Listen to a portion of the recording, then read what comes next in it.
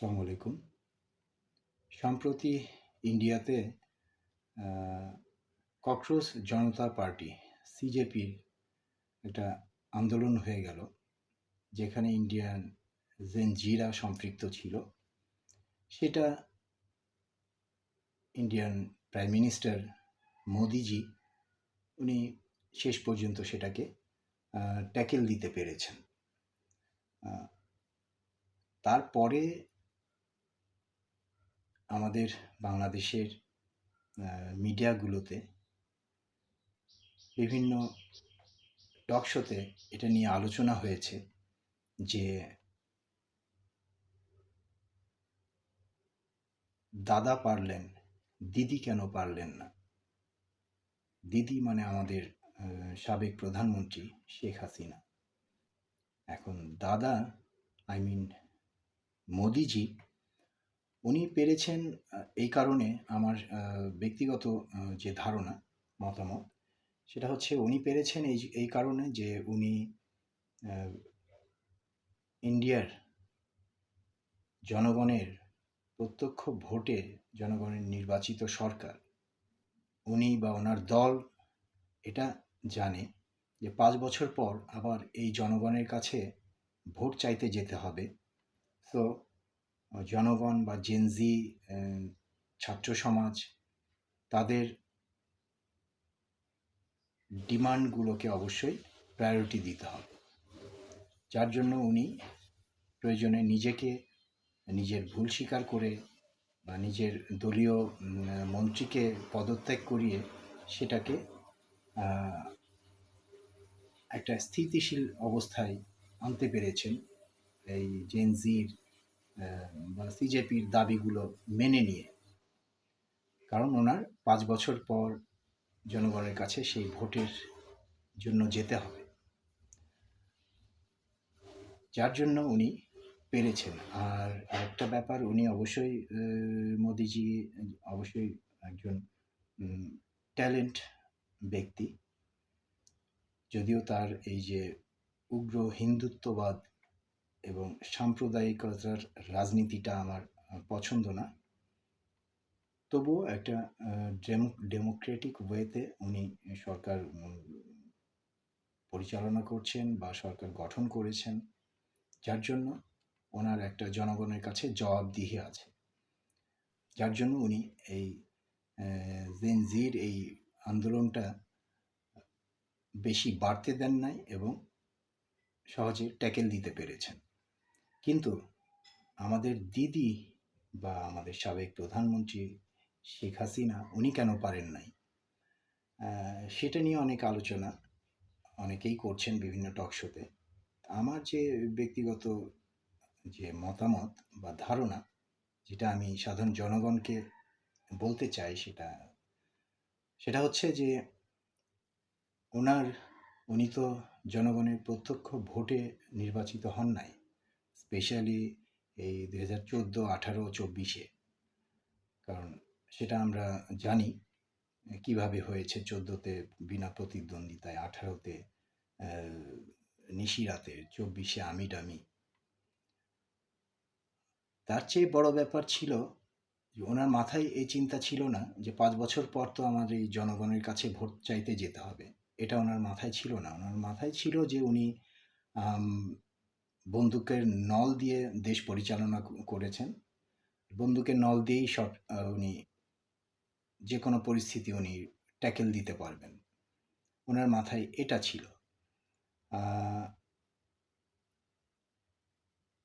পাশাপাশি মামলা হামলা আর কিছু প্রশাসনিক কিছু চোরদেরকে দলীয়ভাবে নিয়োগ দিয়ে রেখেছিলেন, একদম ব্যাংক খাত থেকে শুরু করে সব নিচু পর্যায়ের সব দপ্তরগুলোতেও, সচিবালয় থেকে শুরু করে, তাদের মাধ্যমে উনি ক্ষমতায় টিকেছিলেন। আর ওনাদের আওয়ামী লীগারদের ধারণা ছিল এইভাবেই ওনারা চলে যাবেন, কারণ তাদের গডফাদার ইন্ডিয়া বা মোদিজি তো তাদেরকে ফেভার করছেন। যার জন্য উনি এই যে তরুণ ছাত্র সমাজের ছোটোখাটো দাবি সেটা উনি মানতে রাজি হন নাই। উনি এই তরুণ সমাজ তো দেখে এসেছে গত 15 বছর। ওরা ছোট থেকে দেখে এসেছে যে এই সরকার কিভাবে দেশ পরিচালনা করছে।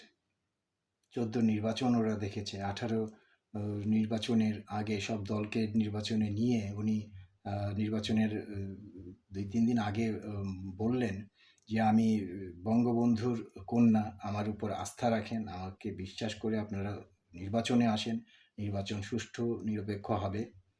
এই বলে সবাইকে নির্বাচনে নিয়ে এসে উনি নির্বাচনের আগের রাতেই পুলিশ প্রশাসন আর দলীয় ক্যাডারদের দিয়ে ব্যালট বাক্স ভরিয়ে ফেললেন। ইভেন কোথাও 100% ভোট কাস্ট হয়েছে, মৃত ব্যক্তিও এসে ভোট দিয়ে গেছে। তো এইসব তো জেনজি দেখে এসেছে, তাদের মনে আছে।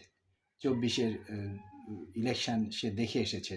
একজন রাষ্ট্রপ্রধান মিডিয়ার সামনে নির্লজ্জের মতো বলছেন যে আমাদের ভিতর থেকেই 2 ভাগ হয়ে যে আমি ডামি নির্বাচন করার জন্য, যেন নির্বাচনে মানে জনগণের যেন অংশগ্রহণ দেখা যায়, সেটা দেখানোর জন্য আন্তর্জাতিক বিশ্বকে। তো সেগুলো তো এই জেনজি এরা তো দেখেছে ছোট থেকে, তাই না? বঙ্গবন্ধুর কন্যা বলে 18তে এত বড় একটা প্রতারণা। তারা তো জানে যে আমাদের প্রাইম মিনিস্টার একজন প্রতারক, মিথ্যাবাদী। ওনারা ইন্ডিয়ার সহযোগিতায় ওনারা ভেবেছিলেন এইভাবেই অত্যাচার, জুলুম, নির্যাতন করে ওনারা ইয়েতে থাকবেন, ক্ষমতায় থাকবেন। যদি ইন ফিউচার কখনো ওনারা টিকতে না পারেন, তাহলে তো দাদার বাড়ি আছেই। সেটাই হয়েছে। আর শুধু এই যে আওয়ামী লীগের শীর্ষ নেতা শেখ হাসিনা শুধু না, আওয়ামী লীগের যেসব নেতাকর্মীরা ইন্ডিয়া দিয়ে পালিয়েছেন, এটা কিন্তু তাদের মানে পুরানা প্র্যাকটিস। এটা 71-ও কিন্তু আওয়ামী লীগের এইসব বড় বড় অনেক নেতারাই, বেশিরভাগ নেতারাই 71 যুদ্ধেও কিন্তু তারা ইন্ডিয়াতে, কলকাতায় পালিয়ে যেয়ে ওনারা ওই 9 মাস শুধু ছবি দেখেছেন কলকাতার সিনেমা হলে, ফুর্তি করেছেন। তারপর দেশ স্বাধীন হয়ে গেলে তখন এসে সব এক একজন রক্ষী বাহিনীর কমান্ডার হয়ে গেলেন বা বড় বড় নেতা হয়ে গেলেন, আর চোরের খনি বানিয়ে ফেললেন। তো এই পালিয়ে যাওয়ার প্র্যাকটিস, এটা ওনাদের পুরনো অভ্যাস। এবারও সেটাই করেছেন। তো বিশেষ করে এই দাদা পারলেন, দিদি কেন পারলেন না, এটার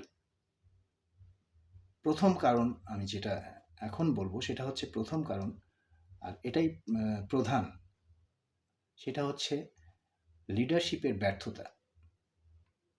হ্যাঁ, আমরা শেখ হাসিনা যে একটা ব্যর্থ লিডার ছিলেন তার কিছু প্রমাণ আমি উদাহরণ দিই। করোনার সময় যে রিজেন্ট হসপিটাল উত্তরায়, তাকে হসপিটাল লাইসেন্স নাই, অথচ তাকে করোনা টেস্ট করার জন্য সরকারিভাবে অনুমোদন দেওয়া হয়েছে। তো সেখানে সেটা ধরা পড়ার পর, প্রকাশ্যে আসার পর, সাধারণ জনগণ, বিরোধী দল বিএনপি সহ সাধারণ জনগণ দাবি করেছিল স্বাস্থ্যমন্ত্রীর পদত্যাগের জন্য।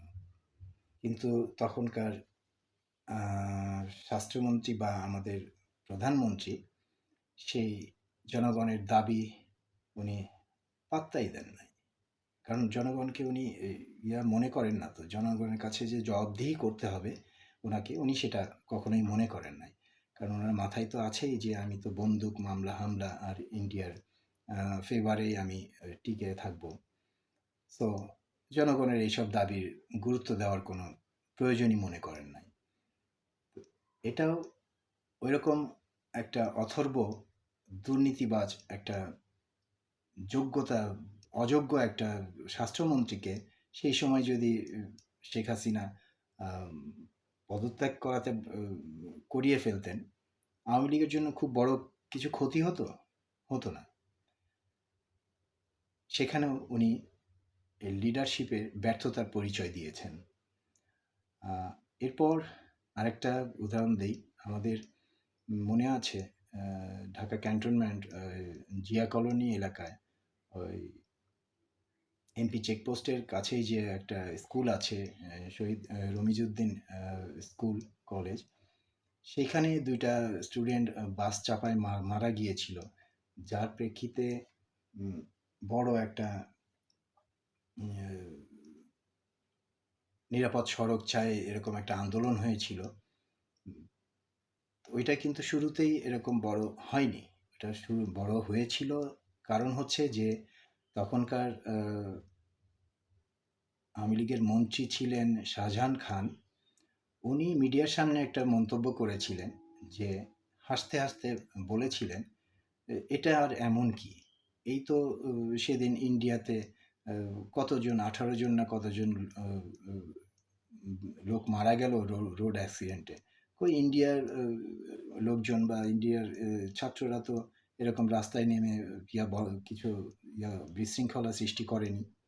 হ্যাঁ, এটা তো হতেই পারে এরকম হাসতে হাসতে বলেছিলেন মিডিয়ার সামনে।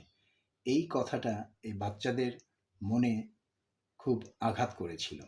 তারপর দিনই ওই মন্ত্রী পদত্যাগ চেয়েছিল বাচ্চারা, এবং সারা বাংলাদেশের সব স্কুল কলেজ বন্ধ করে দিয়ে সব স্টুডেন্টরা রাস্তায় এসেছিল।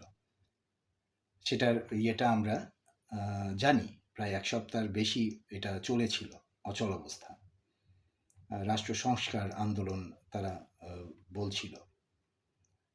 সেই সময় দাবি উঠেছিল এই শাহজাহান খানের পদত্যাগের জন্য। সেটা তখনকার এই প্রধানমন্ত্রী শেখ হাসিনা সেটা কোনো গুরুত্ব দেন নাই, বরঞ্চ এই দাবি কেন তুলেছে এই কোমলমতি এই শিশুরা, কিশোররা, এটার জন্য তাদেরকে হেলমেট বাহিনী দিয়ে প্রতিহত করা হয়েছে, তাদেরকে অত্যাচার করা হয়েছে, মারধর করা হয়েছে, গ্রেপ্তার করা হয়েছে, মামলা দেওয়া হয়েছে।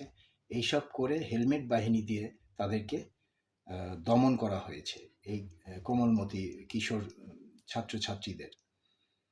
তো সেটা কিন্তু সেই সময়ের এই স্টুডেন্টদের মনে একটা দাগ কেটেছিল, খুব গভীর একটা দাগ কেটেছিল, যে আমরা একটা ন্যায্য দাবি করেছি আমাদের রাষ্ট্রপ্রধানের কাছে, আর রাষ্ট্রপ্রধান সেটা না মেনে বরঞ্চ আমাদেরকে এই হেলমেট বাহিনী দিয়ে আমাদেরকে অত্যাচার করছে। এটা তাদের মনে অনেক দাগ কেটেছিল। সেই 18-র দিকে ঘটনাটা, সেই ঘটনার ওরা 5 বছর পর ওরা কিন্তু স্কুল থেকে কলেজে এসেছে, ইউনিভার্সিটিতে এসেছে, আর এই 24-এ এসে সেই মনের ওদের সেই ক্ষতটা, জমানো ক্ষতটা ওটা 24-এ এসে প্রকাশ করেছে, যার জন্য আওয়ামী লীগকে প্রাণ বাঁচাতে পালিয়ে যেতে হয়েছে দেশ থেকে। শুধু আওয়ামী লীগ না, সারা বিশ্বের একটা উদাহরণ যে একটা